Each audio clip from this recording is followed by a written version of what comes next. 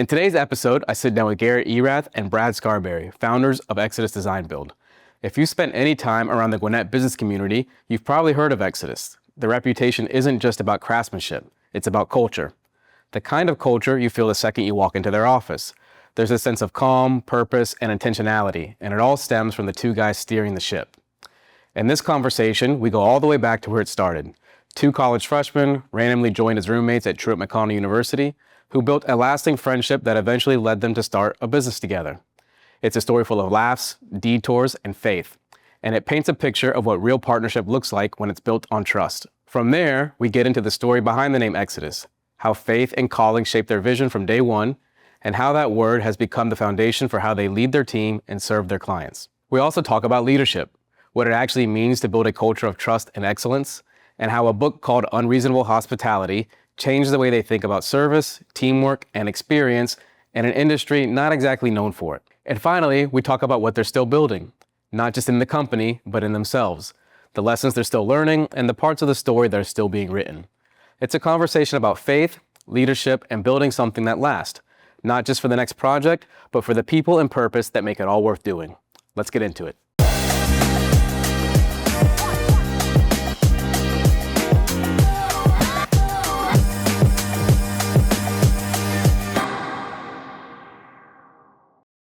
Super excited to have you guys in. Episode number 4 has been a really cool passion project so far. So thanks for being here. Absolutely, man. Glad Cool. to be super fun. I'm really excited for people to kind of learn more about you guys. I've been getting to know you guys pretty well over the last 12 to 18 months.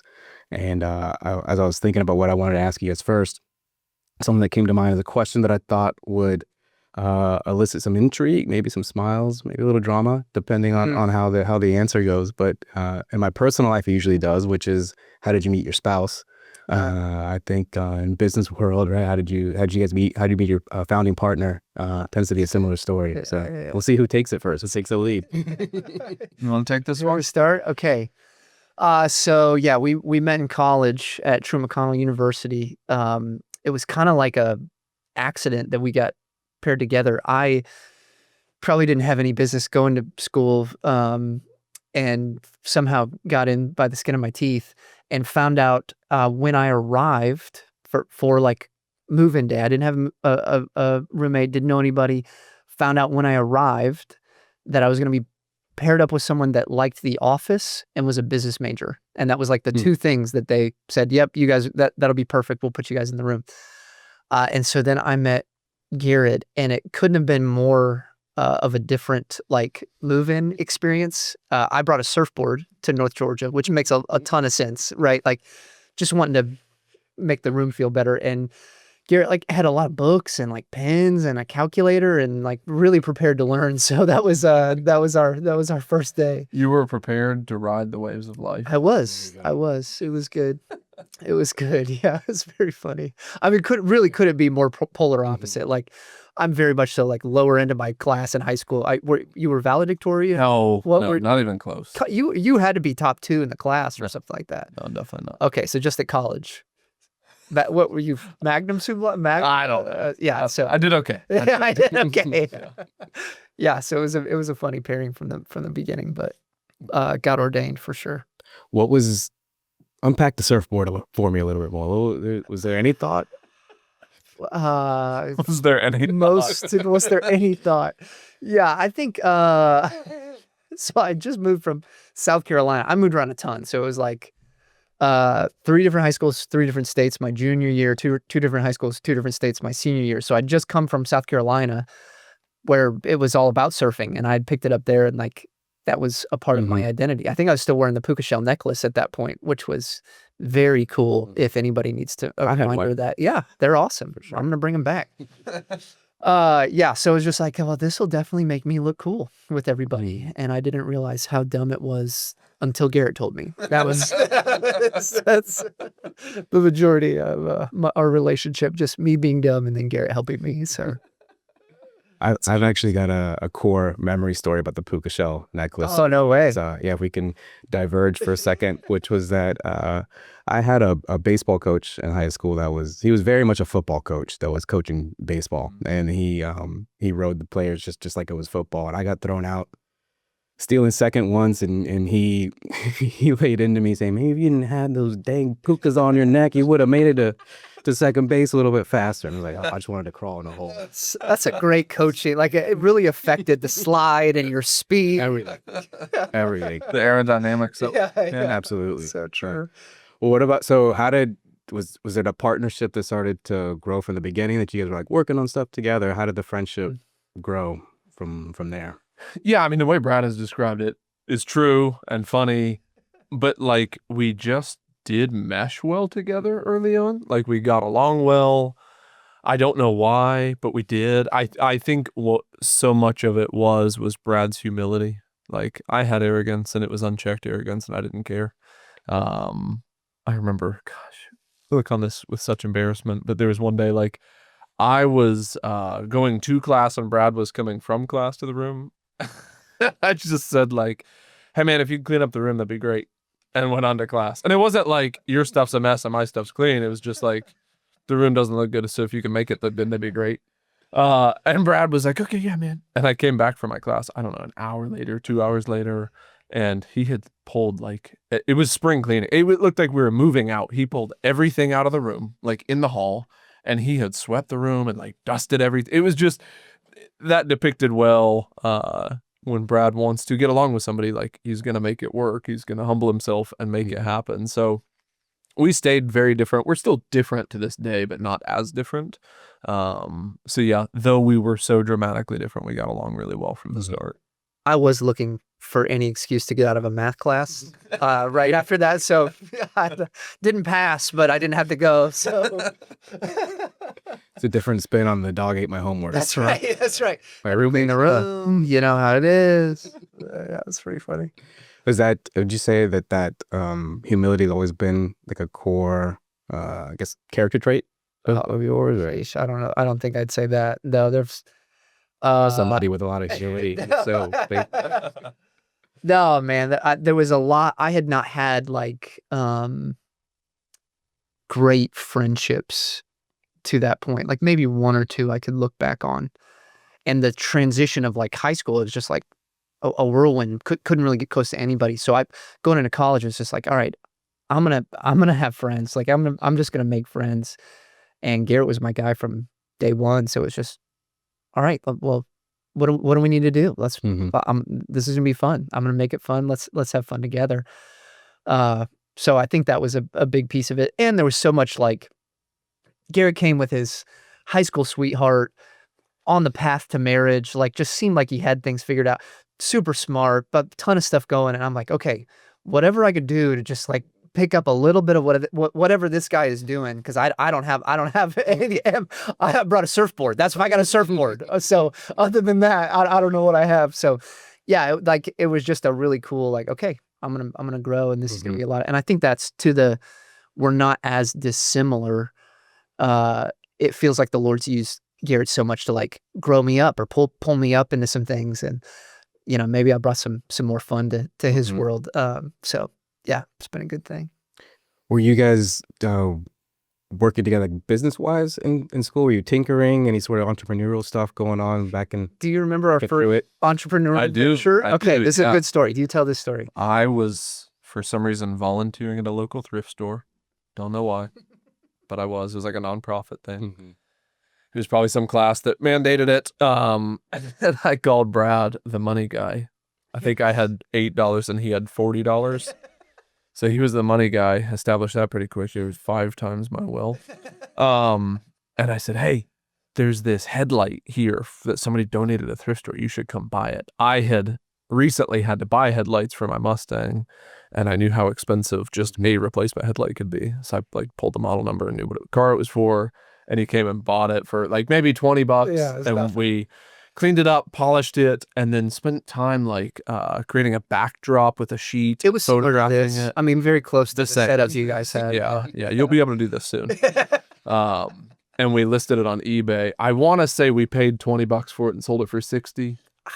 I felt like we sold it for like 200. Like I remember thinking like we had something going. Oh, it felt like big money, whatever it was.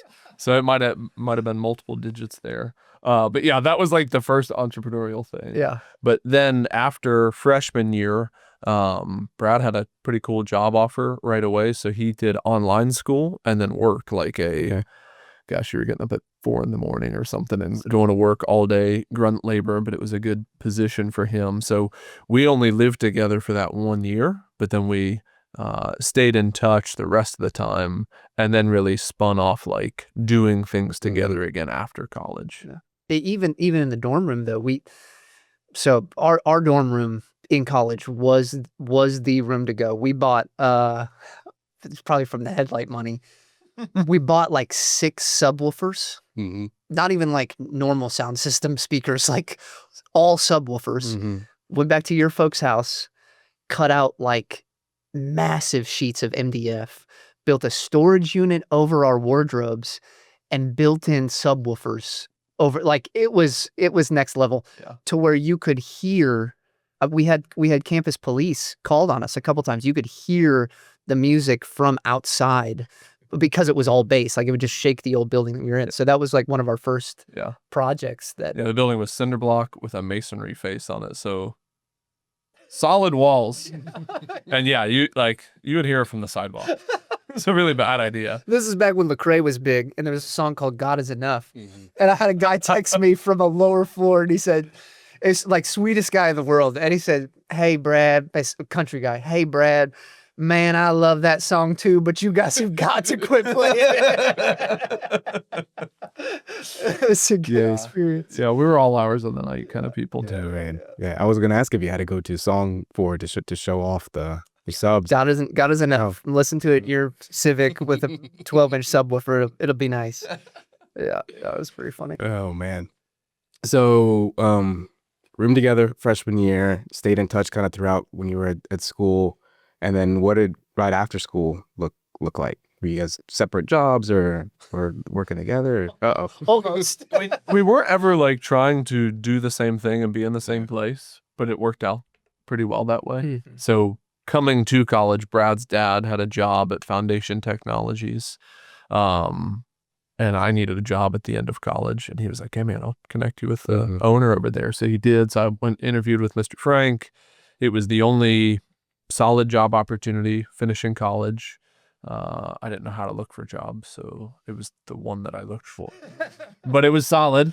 And I started working there. And around that time, I don't remember how you got started there, but Brad was doing a residency at a church and also working at Foundation Technologies like 2 days a week, 3 days a week. So we ended up, it was not a great idea, but we ended up working together for that first year right away. Yeah, we caught up on the roommate stuff through the first couple of years of work, which was not positive for the organization. Super fun, but not positive for them. Yeah, it's a good thing. It's fun. Cool. And then from there, I think I've heard a little bit of this story. You started building some stuff on the side, or? Yeah, forever, Brad has been the connection guy, the sales guy. Okay. It's like when he goes somewhere, he meets the people immediately and almost has a filter for like, who are the decision makers? Who are the people who I should pursue first, and just gets to know them really, really quickly, which is awesome. So we wanted to, I had a house in Sugar Hill, rental house, and my wife, and Brad and his wife had a 3-car garage that they lived over. It was a garage apartment. He had a bunch of tools. I had a bunch of tools, but we both wanted a lot more tools. Like that's all we wanted to do was just like buy power tools like Dad and just go cut wood. And I already had a surfboard, so I didn't. Yeah. So Brad had met somebody who like said, "Hey, could you guys build us some bunk beds?" And so we were like, "Of course we can. Please don't ask for like a gallery or references, but yes, we can." My dad had a bunch of spare lumber in his basement that I talked him into buying. I love spare is even the right word for it, but It's anyway, like nice stuff, like hardwood, really pretty. reclaimed barn wood. Yeah. So we took a trailer to my dad's house and just like loaded it up with all this nice old hardwood and built this lady a set of bunk beds, and didn't pay my dad anything for them, but we sold the beds for money, which was cool. And that was kind of like Pete. this. Shout out Pete. Yeah. Thank you, Dad. So that was an opportunity where it was like, oh, we could like turn a dime and like we can actually make a little bit of money on this. That would be cool. So we made a little bit of money, bought some tools, and then we started like finding anything free or scrap that we could. And this was in the, what do you call that? Pallet Yeah, let's furniture. call it pallet Yeah. furniture era. Everybody's making stuff out of pallet wood. It's so cool. We happen to work at a warehouse that has a bunch of pallets. Shout out Mr. Frank. Thanks for the free wood. At the time, they were widening Highway 20, which I lived adjacent to, like a quarter mile from. And they were delivering all these massive industrial pipes on these solid oak beams. And I didn't know what they were going to do with those after. And I didn't want to find out. So I just grabbed a bunch off the side of the highway, like threw them in my truck, drove them back to Sugar Hill, shoved them in the garage, went to work. So we'd like make stuff out of that. And we just started making stuff because we enjoy creating. We enjoy time together, and we enjoy being industrious and like finding a way to make money. So again, through Brad's connections, we continued to find people who needed stuff, and we just kept building things. What felt like our first big break was Boulder Creek Coffee Shop in Lawrenceville.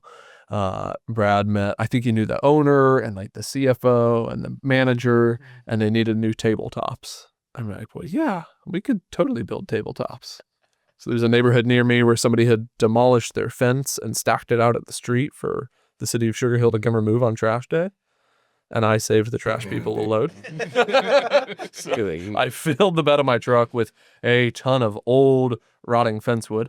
Now that I'm thinking back on it, we got a lot of free lumber. Like it would, we dumpster dove in Hamilton Mill when they're building that Shady Oaks whatever retirement community. We pulled stuff out of there. Let's not put names on this. They might still be looking. We went up to my wife's grandparents bought they bought it for the property up in Helen, and there's a cabin on it they're just going to demolish. Floors, ceilings, walls, all like tongue and groove wood. Garrett and I spent probably a full day loading a trailer, just ripping this wood. And that was that project in, I guess it was Lawrenceville. Remember the garage thing that we did? Yeah. We used a bunch of that lumber so how do we get free wood? And then we could build something out of that, and profits basically 100% because our time is free. So that was our phrase forever, which at the time we meant it. It's like, well, yeah, our time is free, so we don't even have to bill. This is just all profit. The P&Ls look good at that point in business. Yeah. And then at what point did you have a moment where you realized this time isn't free, or like this is becoming more serious? No, to this day. That's not true. That's not true. So we started the business again as a tax haven for all of the tools that we were going to buy, which there was no money to really tax. I don't know why we felt like we needed to. We do had that. to have saved at least $20. We had to buy the name, so it probably came out a little under. But that happens, and it's like, okay, we've got this organization, we're doing this, and then we get to the point where Garrett says, "Hey, I think I might go full time with this," and we're looking at Grace. His wife has a great job. We can make a little bit of money. Maybe we break even. I'll keep trying to find people, and then you found out you're going to have a baby, and that was the first time that time ended up not being free. Like, okay, we got to figure this out. Grace isn't going to be working anymore. Like, how does this become a real thing? Because I don't think anybody will let us work for them anymore as real employees. So it got real pretty fast once Amory came along. So yeah. So was that the impetus for you? Like at that point, you're like, had you already decided to go full time before the baby? Yeah, yeah, and the part that Brad is leaving out, and by leaving out I mean lying about, I was praying through what I should do for a career, because it just wasn't like the right fit. It just didn't feel right. I wanted to do something more. I wanted to have, since college, I knew I wanted to own my own business someday. So I was praying, and just Grace and I asked Brad and Brycey to pray with us. And Brad said, outside of a restaurant one night as we were heading in, going to dinner, because we had, $100 at the time, so we could go out to eat and stuff. And Brad said, "Hey, why don't you take E36, which was the name at the time. Why don't you take E36 full time?" And I remember laughing, like distinctly remember that. And I was like, "That's funny, man." And he he said, "I think I could come up with like 30 grand and I'll fund it if you need it." And I was like, 30 grand? That takes lifetimes to build. How could you ever? But I was committed to, like, I'm not going to ask Brad for money, but maybe. So that's when we started praying seriously about that. And that was the only thing that sounded interesting. Like I probably put 60 hours into monster.com, just looking at like all the jobs in the world. What can you do? Nothing sounded nearly as as interesting as this. So that was what made me want to go full time with it. Was Brad suggested it. Then we spent a lot of time together as couples, and then my wife and I as a couple, and then individually just praying over this. And this just felt right. So yeah, I made that decision. I was young in my career, so I just went in and like dropped a 2-week notice on my boss. I'm like, hey, I'm out of here. And he said, well, when? I was like, 2 weeks. That's what I read online. 2 weeks, Frank. I'm out of here. I feel bad for him in that time. It was like, I just didn't handle it well. But 2 weeks later, I had my freedom. I went on my only lead was my boss's son, his mother-in-law, had a leaking shower. So like my one and only thing I had to go to was, I'm going to go look at this leaking shower. So I went and I looked at it. Then I went and looked at YouTube, and then I bought some stuff from Ace Hardware, and I came back and that didn't do it. So then I had to go like the next day to buy a shower cartridge. I didn't know what a valve cartridge was, and I bought one of those and put it in, and it stopped leaking. And I was feeling like really good because I charged her $90 and the cartridge only cost $40. So I made $50, so my time was free. So we as a company netted $50 that day. And I went home, and I was home like a little bit before my wife. She worked retail. So she got home, and our house in Lawrenceville, as I was standing in the kitchen, I was cooking dinner, and the door to our garage had a big window pane in it, and our garage doors had windows on them. And I saw her car pull up from the kitchen sink. I look and I see it. And I see her get out. I'm like, awesome. I look out, and she has balloons with her. I was like, it's not my birthday. It's not her birthday, I don't think. And then I know she had a pink balloon and a blue balloon. And my stomach dropped. We weren't talking about trying to have kids. This was not like a plan. I had just quit my job. So this is day one on the job. And we had already had the decision for a while before that of when we have kids, she's staying home. And she was like the one making the money. And it hit me. And I was like, okay, I'm going to make money now. My time's not free. Yeah. And so then did you go out, start trying to find more leads, more jobs on your own with some more vigor, more reckless abandon, or did you start pulling Brad into sales for you? There's probably a lot of ways, Carlos, to describe it. What the theme of our entire story, though, is Jehovah Jireh, like God provides. So anytime I say, I went and did this, it wasn't out of wisdom. It wasn't like I checked the textbook and called my old professor. It wasn't, I knew instinctively what to do. It was just like out of desperation, hey, what's next? And I would pray. And then the Lord would bring things. So yes, during that time, absolutely, Brad was meeting people. Connections were coming from that. And what's so helpful and valuable in business is, generally speaking, when you do a good job for somebody and you impress them and you exceed their expectations, they naturally want to go tell somebody else. Even more so for somebody like me, because I was charging nothing and everybody loves to talk about a deal. So it's like, yeah, I got this kid to come do all this stuff for like $300. So they're just telling their neighbors. So after the coffee tables, then that connected with somebody else. And then after the garage storage unit, they connected us with somebody else and called us back too. So all of a sudden a pipeline started to fill up a little bit. It was not by business strategy. I have nothing to contribute in those terms. It was all just like the providence of God. Over and over, he continued to bring people into our way who needed things, and I had some spare time. And all these projects and dots led to Exodus, right? Because you mentioned E36. Was that Exodus 36 creations. Okay. Doesn't that sound good? Yeah. It's very clear on what we do. Yeah, it's exactly. You hear exactly what it is. Yeah, it was a spin-off. I was reading Exodus at the time. Exodus 36 talks about two guys that basically the Lord gifted the ability to work with their hands to build things, and they're working on the temple like in the desert. And it was kind of twofold for us. Like, okay, two guys got it. And then gifting. Okay. Garrett's got it. And then like the last piece was like, okay, all of this was not done just because somebody needed to do a job, but because it brought glory to the Lord. And so like, man, if we're going to build the foundation on something, let's start there. So that there comes Exodus 36 creations, because we didn't know what to put on the end of Exodus 36 other than that.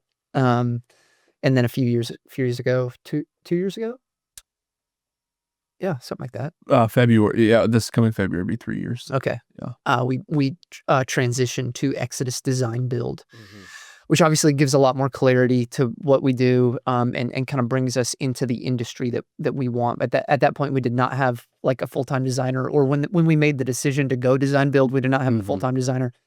So like it was very aspirational in the name, but that was kind of how all that transitioned.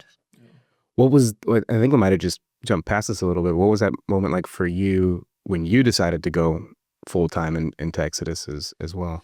Yeah, so I was with Garrett for a little bit. I was in that pastoral training program with 12 Stone Church. And about the time that Garrett found out he was having a baby, I found out we were going to have a baby. So it was just kind of all the same time. Like Garrett said, we didn't intentionally try to do life at the same place, at the same pace, but it just kind of happened that way. So I found out I was going to have my firstborn, Briar, and I felt the immediate pressure. I was making $400 a month with the church, and then like another 4 or 5 at Foundation Technologies, and then whatever we scrounged up with work with Exodus. So it was like, okay, I gotta have money. So in that program, it's really cool. Churches from around the country want people that have been through that program. So emails are always coming in, and I just started responding to emails. So I took a job for a church in Knoxville, Tennessee. I was their student pastor for a little bit there.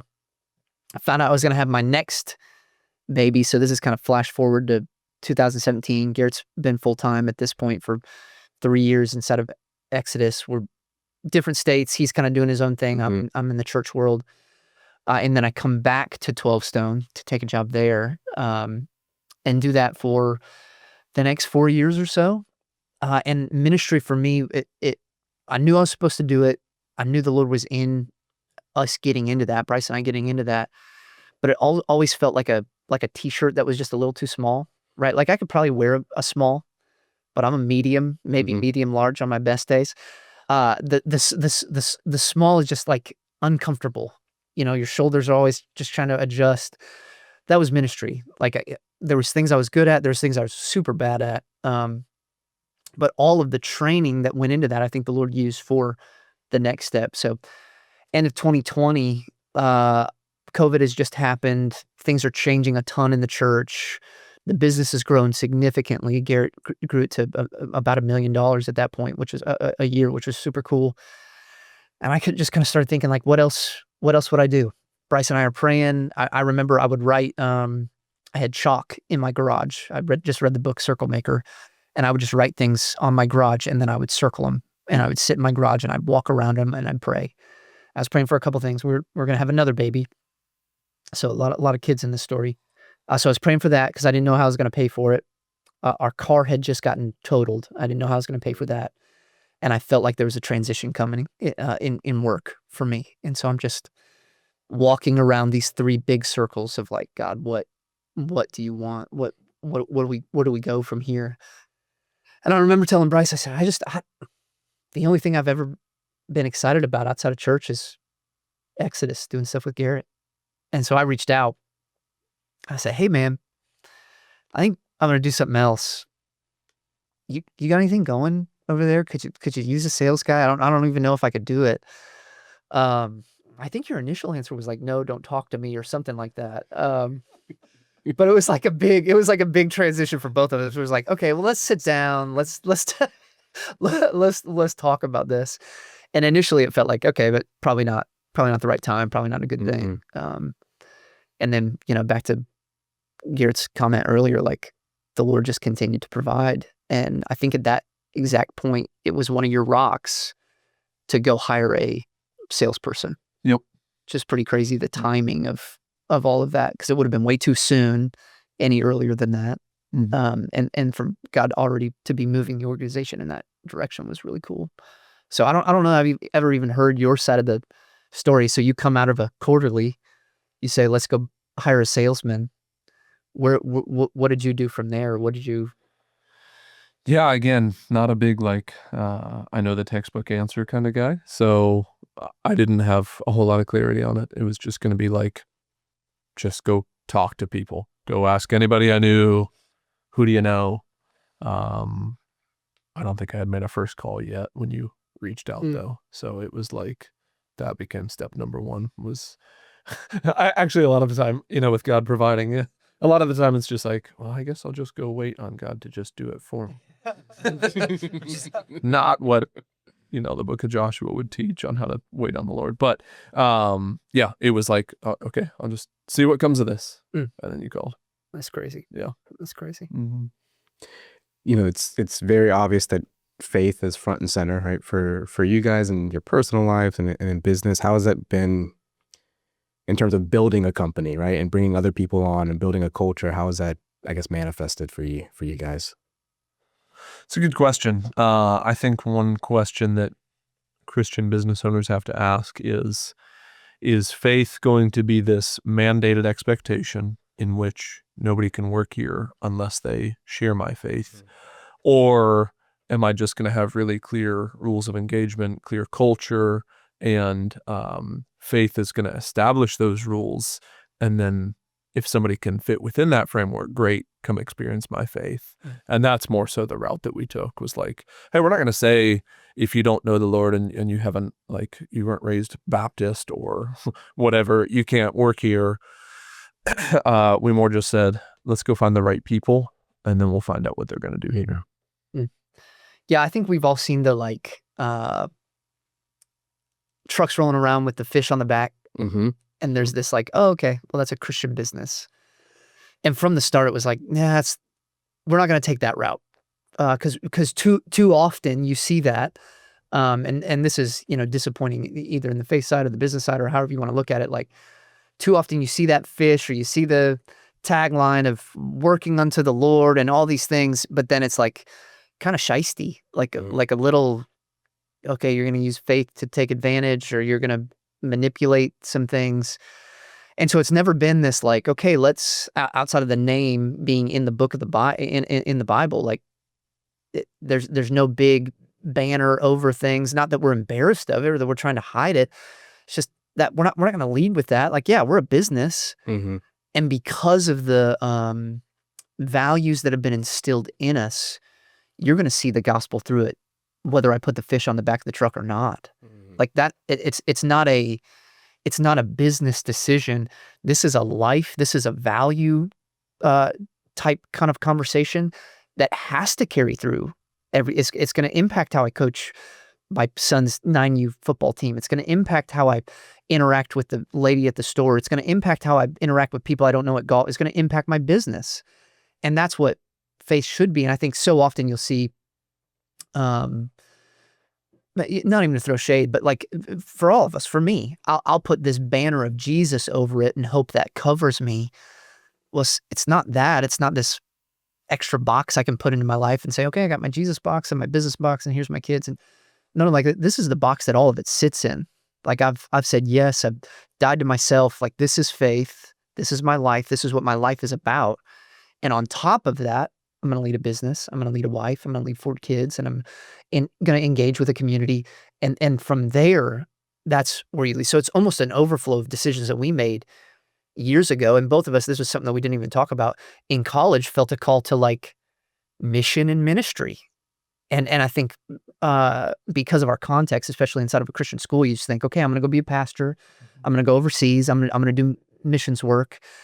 When in reality, man, does the world not need more pastors that just so happen to lead a design build firm? Could I not interact with more people and even different people than if I was standing on a stage in Lawrenceville? So to change the dynamic, and that was even the conversation that Garrett and I had with a friend of mine. Somebody called me to come be a campus pastor at a church in Orlando after I took the job with Exodus. And he said something to me that really kind of paused me. He said, hey, Brad, I think you're a pastor doing contractor work. And I want you to come. I want you to come be a pastor again.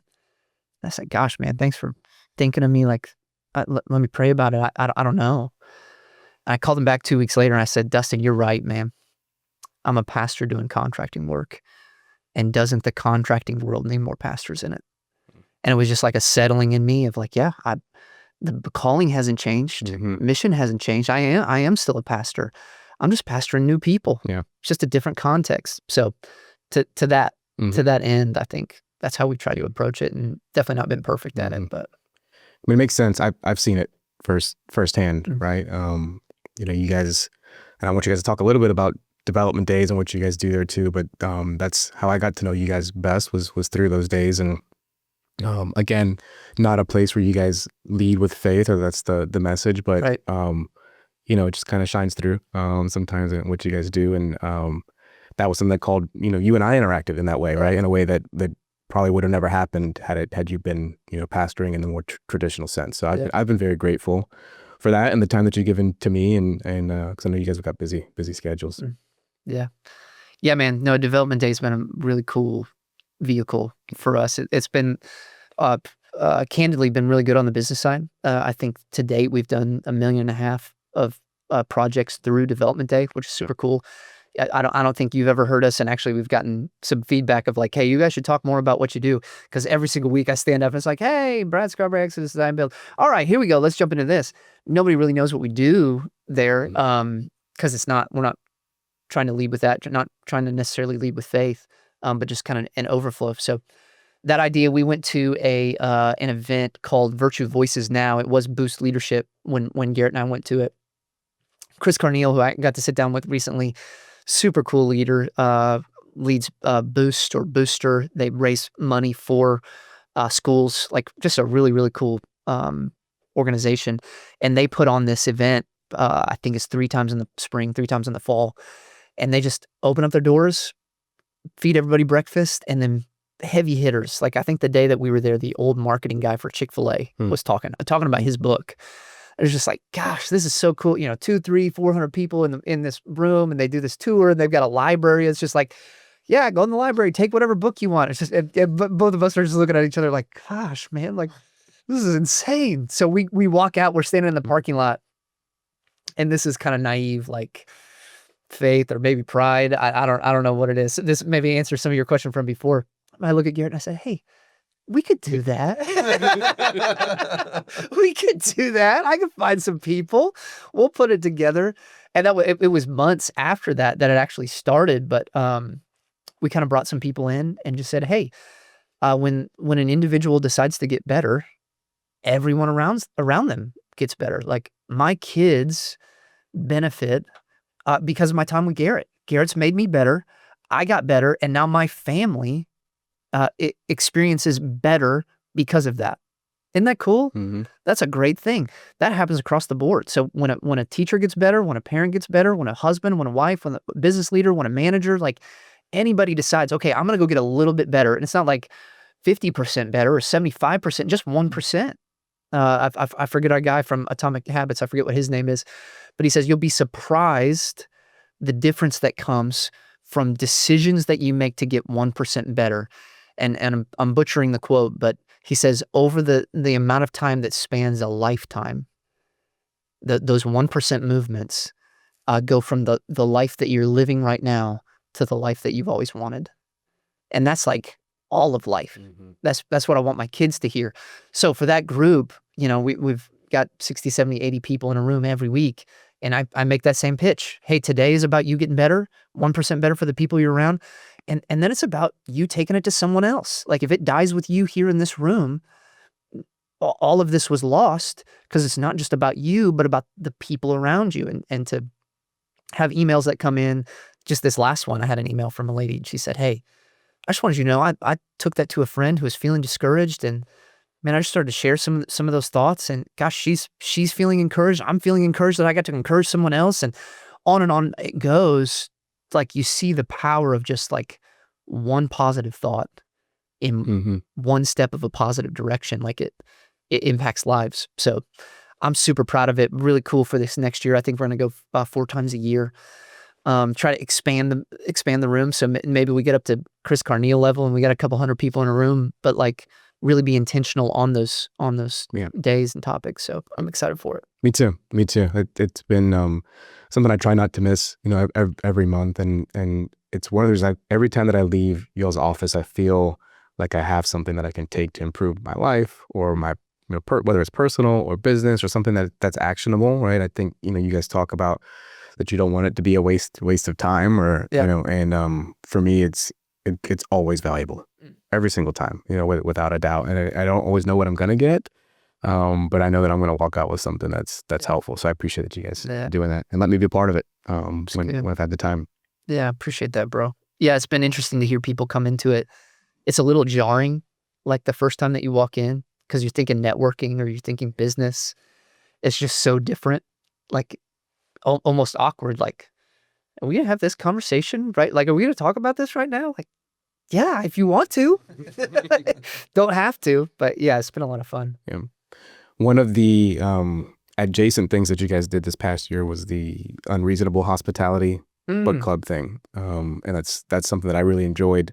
I'm curious, do you guys have lasting impacts from it that you guys are continuing to implement in your business? And maybe just give a little summary about the book too. For sure. Yeah, incredible book. A guy that started a restaurant that eventually became the #1 restaurant in the world, whatever those accolades are. I don't know the group.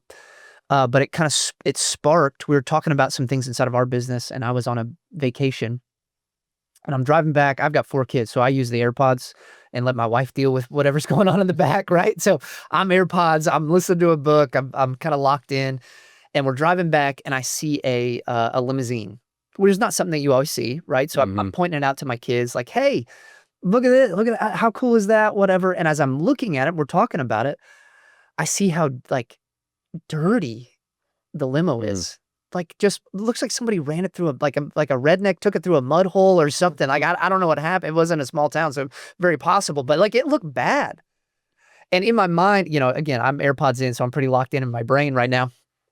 And I'm like, gosh, that defeats the whole purpose. Like, when you're getting into a limo, you're trying to be seen. Like, you're trying to go somewhere. When you pull up, it cameras should be flashing, doves should be flying out behind you. I don't know, but this is a scene that you're rolling up on, and to go in a dirty limousine, man, you missed something. Like that kills the whole point.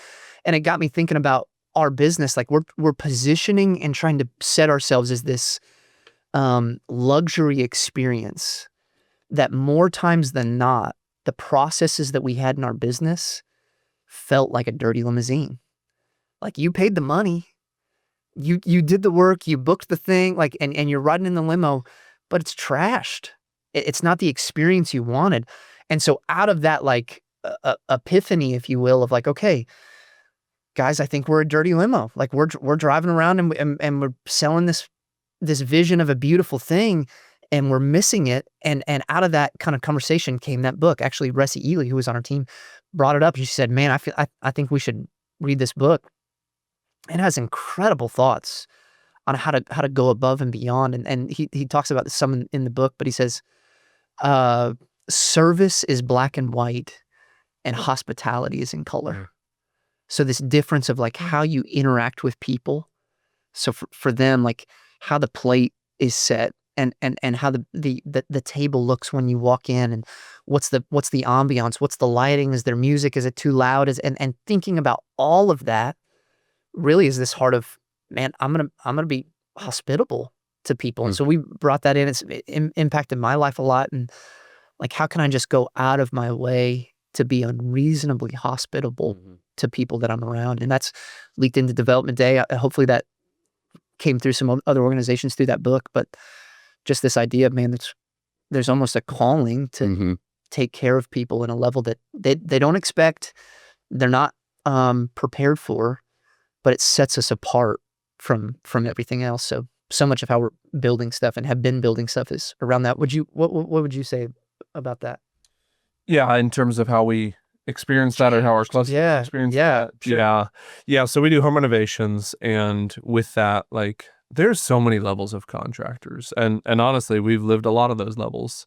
There's the unlicensed contractor who just calls himself a contractor, sticks a magnet on his truck, and goes out there and hustles. But along with that mentality is often you got to be the cheapest guy, and that's how you get the jobs.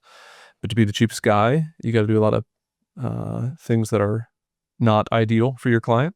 It's, picking up your labor for the day at Quick Trip. It's, using free materials that you cut out of a house in Helen that was falling down.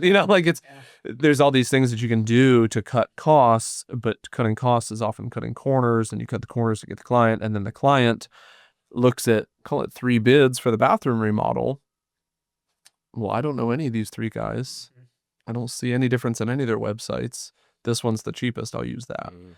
So when you start off that way, it's hard to build a good reputation, and it's hard to get recurring business, because then people are excited to tell their neighbors the experience that they had with you, but it's not a positive experience, they're going to bash you justifiably.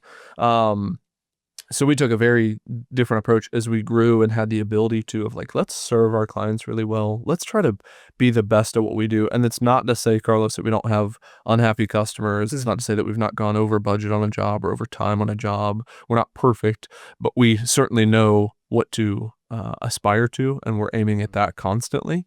So now we have clients who give us feedback about they're really excited that we came in under budget. They're really excited that we came in and finished the project early.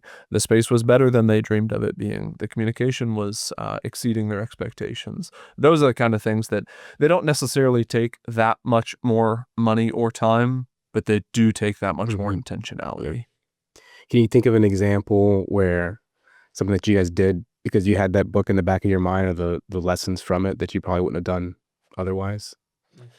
Yeah, one comes to mind. I don't know that it's the most appropriate for the scenario or for the question, but I think it fits. We had a customer, we did their kitchen renovation.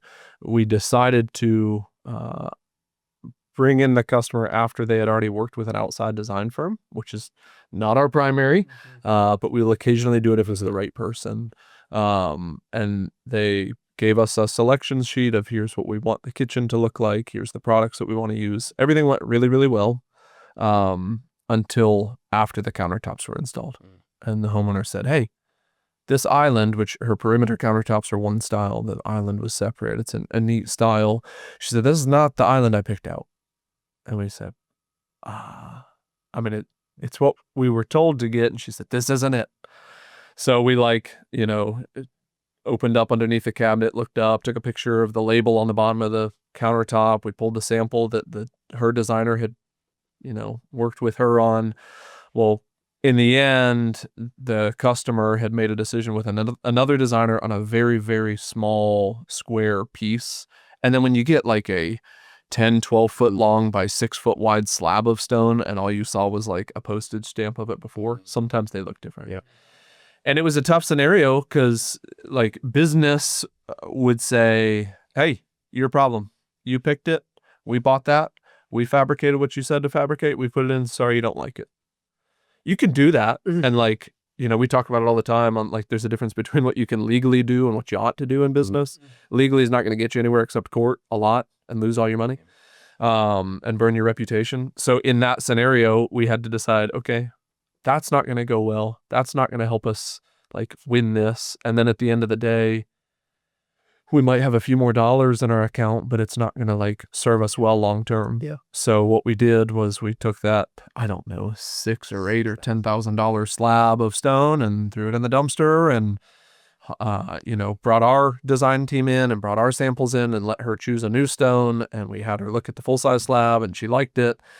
And we fabricated it and installed that one. And there was, an invoice for new stone, $0. Yeah. Mm-hmm. Yeah. I think a lot of that even comes down to the right customers. That was the right customer. That's the project we want. And we did more with them, praise the Lord. And partially because of how we decided to handle that. But there's some customers that we just got to say no to because we can't serve them the way that we want to. Right, we can't be overwhelmingly hospitable. It's not going to work. It's a bad business model, which is super scary. Especially as a small business and a business that you got to go find new work every day. To say no to something, that's terrifying. And for me, I'm a salesman. If you give me money, we'll figure out how to do it. Right. So to say no to stuff is tough. I sat down with a CEO a while back that it wasn't like he invited me. I happened to be there, and because I was there and he was there, I decided I was going to ask him questions.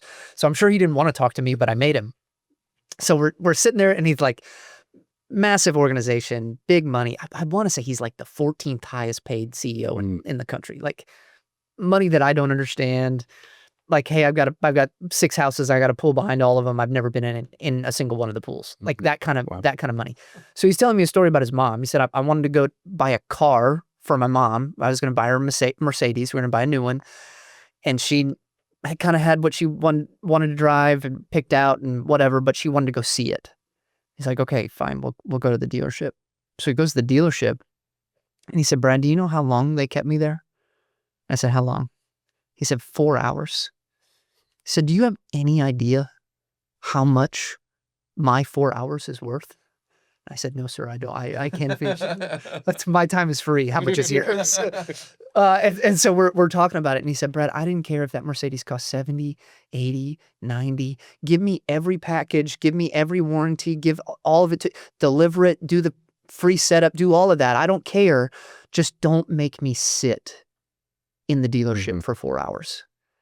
And that was like very eye-opening. Okay, if this is how our business model is going to be, we're going to have to say no to some people to be able to say yes to the right people. And Andy Stanley has a thought on that. Like, do for one what you wish you could do for everyone.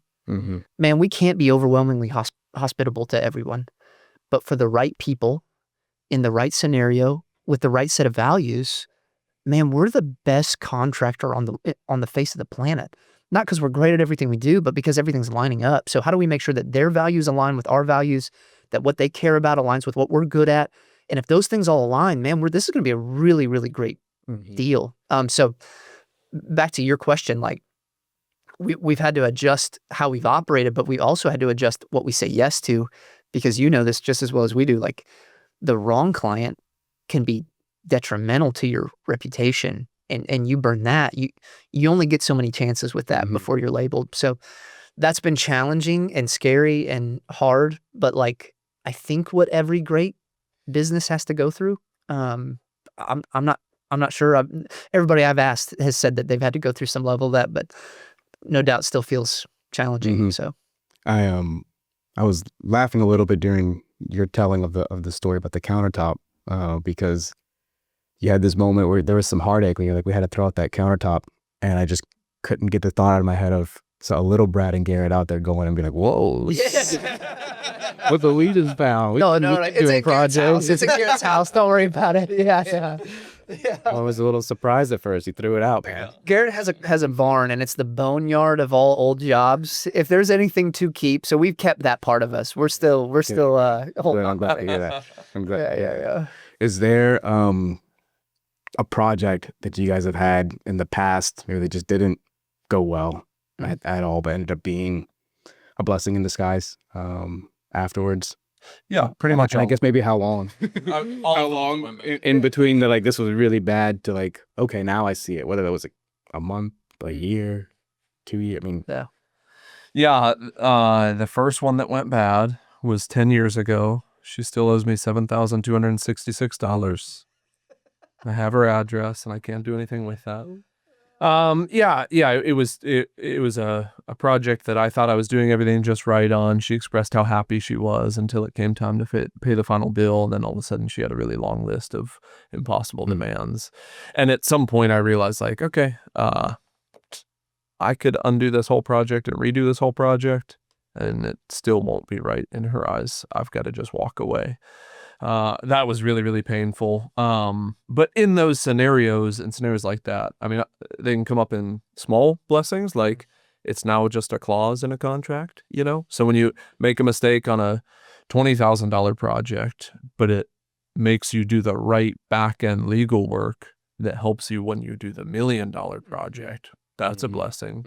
So those are blessings. But then also just like, man, scripture says that we as believers ought to work as unto the Lord, not unto man. And there's this reality of like, yeah, it's not all about what did my 5-star or what did my Google reviews say. It's not, if I was successful or not is not dependent upon what house.com has to say about me, if it has anything to say about me. I want to know that I went every day and honored the Lord and did my best effort with him as the customer, and honored him in the way that I thought. So sure, when the tough things come up, and I'm not a firm believer in good things and bad things. I'm more of a firm believer of like things that happen and then we can choose our response to them, choose our reaction to them. Every hard thing and the hardest things that I've been through were not bad things. They were just things that I went on and learned from. And those build tenacity. Those build a whole lot of character. Those build the will to go on. And then one of the greatest blessings that I'm fond of in this season is when you've built the tenacity, when you've built the principles, when you've built a lot, then to be able to like go meet the 21-year-old kid who says, hey, I really want to start a business. And I was asking somebody if he knew anything about business. And he said he didn't, but he knew that I should go talk to you. I'm like, dude, I'd love to talk. Like, let's talk for a day. So to be able to like take the things that I've learned through my hardships and then express it to them to help save them from some of those hard knocks, because they're going to find their own set on their own. Man, that's a really fun thing. Mm-hmm. That's cool. Yeah. Are there any leadership habits that you guys have had to unlearn? Like a bad habit? That's a good question. You got any? I mean, yes, I'm certain of it. I think this is a good one. I struggle. I like to sell people, right? Like let me paint a beautiful picture, and maybe we'll get there. I don't know. I did that a ton early on in hiring. Like, oh, you're gonna love it, and this is gonna be great, and yeah, we don't even really work that much. It's gonna be so easy, and like, and that's not true. And we work long days, and it's hard, and there's frustrating things, and subs are frustrated, and customers are frustrated, and things don't show up on time, and things got ordered or delayed, and like our whole job is just solving problems. So there's never a day that you wake up and it's like, oh, everything's perfect. Because if it was, you wouldn't need us. You wouldn't need a contractor. You just go put it together. So unlearning this habit of like pitching someone on something and instead capturing them with like, do you feel called to this? Do you want to do hard things? Do you want to build something? And I think that honestly, just in the last like year and a half has shifted in me of like, okay, let's be honest about what the hours are. Okay, how do you feel about that? Okay, let's be honest about what the job is. Okay, how do you feel about that? And then really just engaging on, hey, this is not my call. This is yours. If you want it, I've clearly laid it out. We'd love to have you, but I'm not going to rescue you from what this is because I've explained it to you. And not to say that everything's terrible and there's bad things. Like we've got an incredible culture, and I think our team is awesome, and it's a cool environment. It's a small business, right? It's not big corporate, so there's a lot of positives, and obviously to talk about those, but to, man, like let someone say yes to something, not for the benefits, but almost for the challenges. Yeah. Right? Like you see the commercials for the Marines are always like this guy scaling a mountain, there's lava everywhere, and there's this castle, and there's a dragon at the end of it. All those things are hard. They're appealing to the like, can you scale a mountain, climb through lava, and kill a dragon? Or do you or do you want to? If so, come to the Marines. If not, go somewhere else. And like, how do we set that up of like, hey, we're really building something. And gosh, we're going to get our teeth kicked in some days. But on the backside of it, man, this is going to be beautiful. This is going to be incredible. So trying to learn that and unlearn some of those It's incredible how liberating that can feel when you take that approach. Yeah. You know, I was having a similar conversation last week of somebody that we're taking a look at maybe bringing on, and the role is not very defined, right? Which means that there's going to be inherent challenges in that, and somebody that is comfortable with that ambiguity. And it's funny, I think the phrase we used was, this is a role for somebody who is comfortable solving problems. Right? You're not gonna be expected to just go solve it on your own and, you know, like come back and keep checking. But if that ambiguity is not something that you're okay with, then this is probably not it, right? It's hard to kind of paint that picture for somebody, especially with somebody that you think is talented and could help and help build your business. But you do feel good afterwards, as far as like, okay, at least like it's either gonna work or it's not, right? And it wasn't because I painted this picture. That's right. That wasn't true. Yeah, that's right. So good. Well, you guys gave me about 5 minutes to think, and I came up with one thought of the last question I did. One like business, not just business, but life mantra that I hear all the time is work smarter, not harder. And pretty early on, I realized like, okay, well, how about just both? A lot of people have this perception of if you can build a business, build a brand, and create a lot of value, then you can step away and you don't have to be part of it anymore. And then you can just, let that business provide the lifestyle that you want, and you can choose to be there or not. And man, I feel like that's a fallacy. For one, it keeps a lot of people in business or entrepreneurs who are constantly grinding with this idea of, let me attain that. Oh, I hope I can just work to the point where I don't have to work anymore. And then I can enjoy life. Or I can, get to such a high leadership level that nobody talks to me anymore, and I'm in my own castle, and then I can just be on vacation all the time. And man, we've had like really good seasons where the Lord provided a lot and things were going smooth, and either myself in some seasons or Brad in some seasons just didn't have to be totally involved in a ton of decisions, and it gave us a little bit more freedom. And what I've found, and what Brad has expressed that he's found, is like at some point, if you make yourself useless, what good are you anymore? Because it's not that helpful. I read the book, The 4-Hour Workweek, and I hate it so much. Because the whole premise is like, do you want to live the most selfish life ever? Great, here's the playbook. Don't think about anybody ever. Don't do anything good for anyone ever. And then you can have everything you ever wanted. It's like, no, I don't want that. I want a meaningful life that's impactful and like empowering to other people. And I want to work hard because I love what I do, and I'm working unto the Lord, and I'm making a difference and having an impact.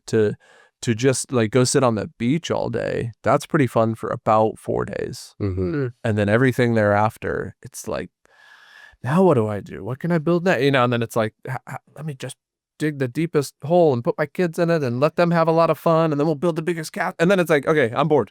Now I need to go do something.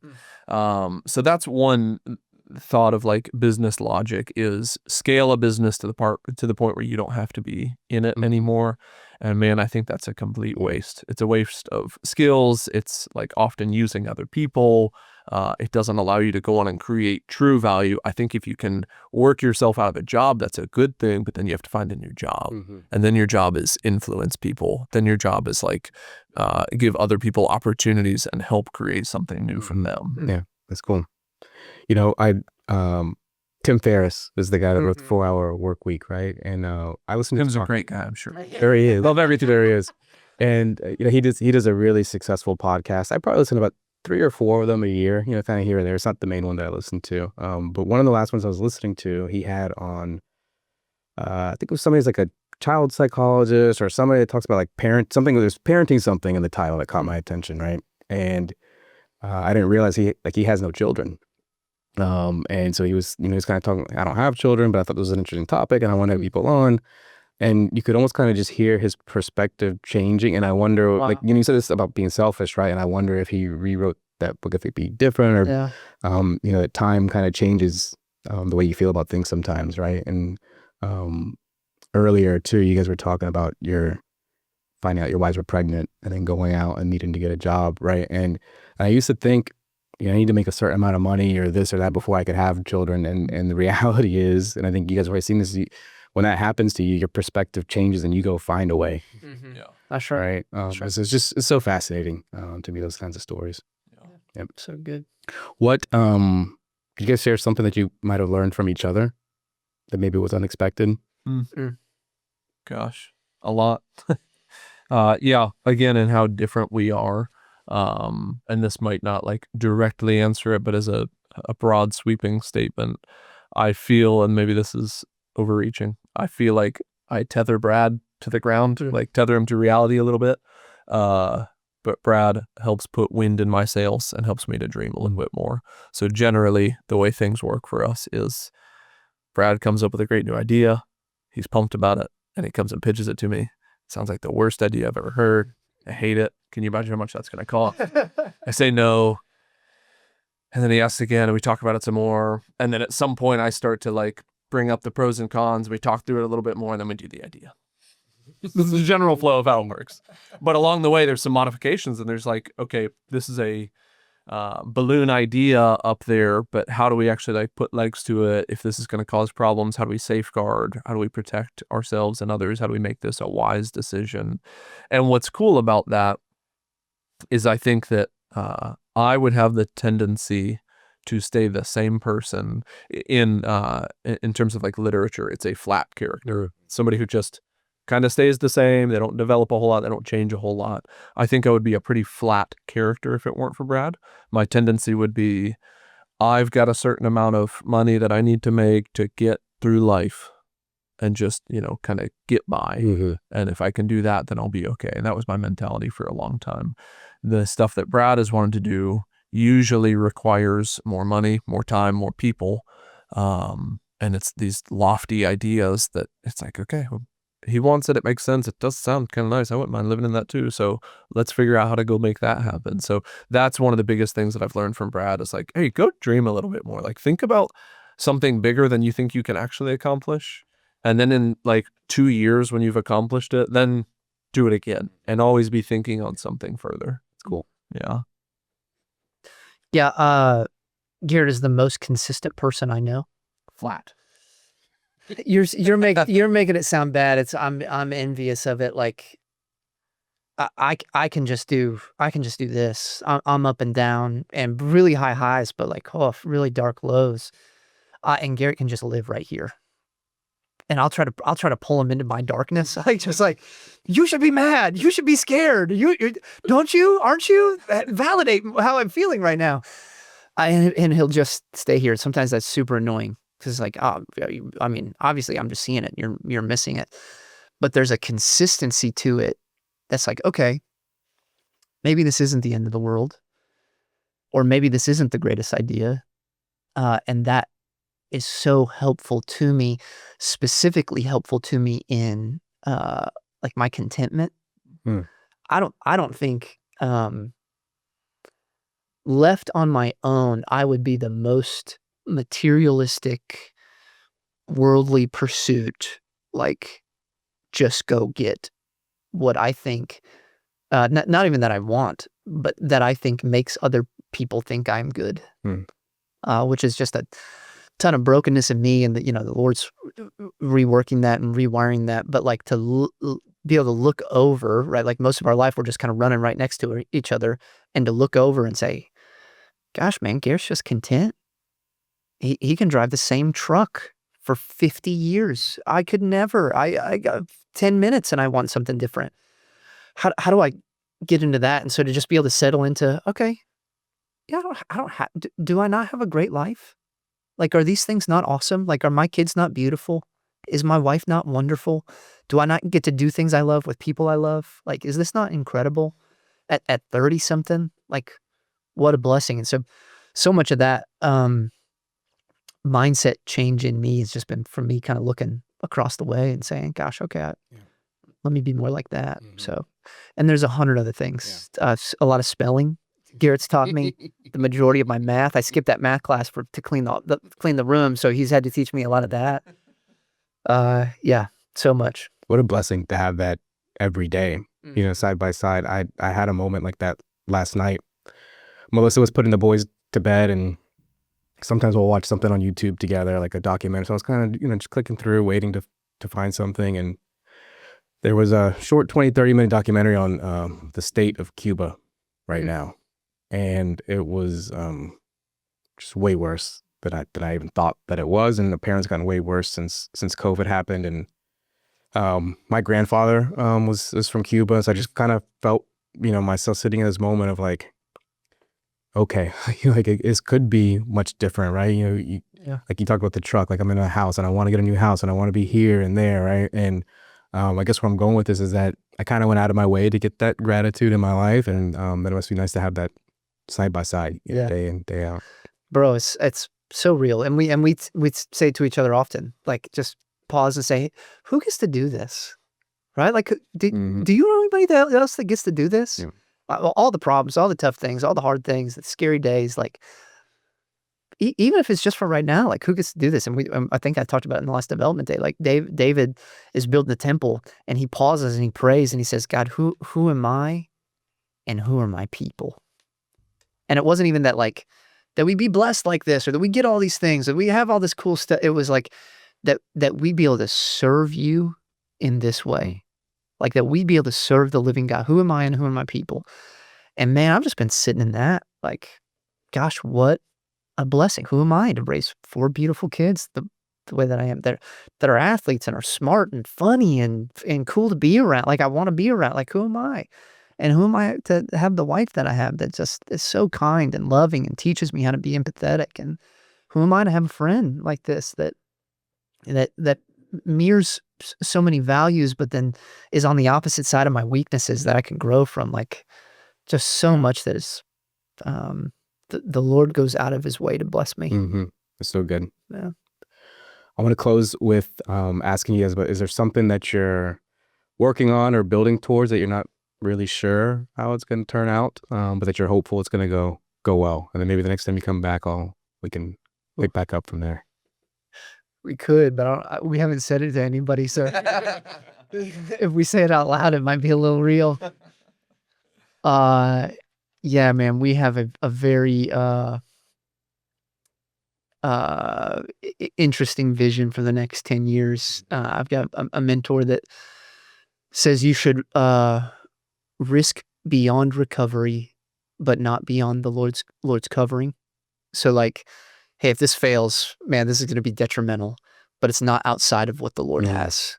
And so to, like, process things, it seems like, and I want to be very careful with a, like, thus saith the Lord type thing. Like, I maybe he's in this, and maybe this is something that he has for us. We'll find out. We're kind of chasing it down, but it's this mantra of 10 and 10.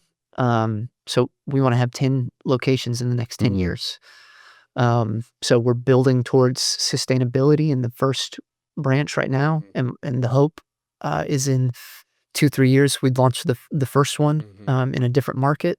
And what's really cool and positive, I think, is all the things that would require of us to be able to go and launch another market are also just like good business strategy, like to be healthy in cash on hand, to be healthy in debt, to be healthy in the team, to be healthy in how we organize our organization. So all of those things are positive, and if we fail, the good news is we built a really good location. So, like, that all feels in line. But yeah, man, it seems like the Lord to do something bigger than us, that it would require. None of us have any type of experience in going cross market or new location across state. Like, who knows what happens with that? So it will require the Lord to do it. It will require His wisdom to do it. And at the end, it would require a lot of us. So, yeah, I don't know. We said it out loud now, bro. You did. I did. My fault. Well, it's cool. Well, I'm excited to see you guys grow and to watch that, and I'll be here and rooting you guys on and cheering you guys on. Does your team know about this? Now, Well, I was gonna say, when does this come out? We've got until December 1st to let them know. Where can people find you guys if they wanna find you? Yeah, ExodusBuilt.com. Exodus Built on Instagram, Facebook, YouTube. I think that's all of them. But In Lawrenceville. We're in Lawrenceville. Yeah. So Cool. Yeah, man. Hey, thank you, bro. I've so appreciated your friendship and the candor that we've had in some of our conversations. It makes sense that someone like you would do something like this, because you are such an encourager of people, and I think that's really what you're doing. I don't know how many people really care to talk to us, but it encourages us. So I'm super grateful for you. Thanks for the kind words. Yeah, man. It's a good thing. Awesome. Thank you so much. Thanks, Garrett, for coming in. And Thank you. Appreciate it. thank you, Brad. All right.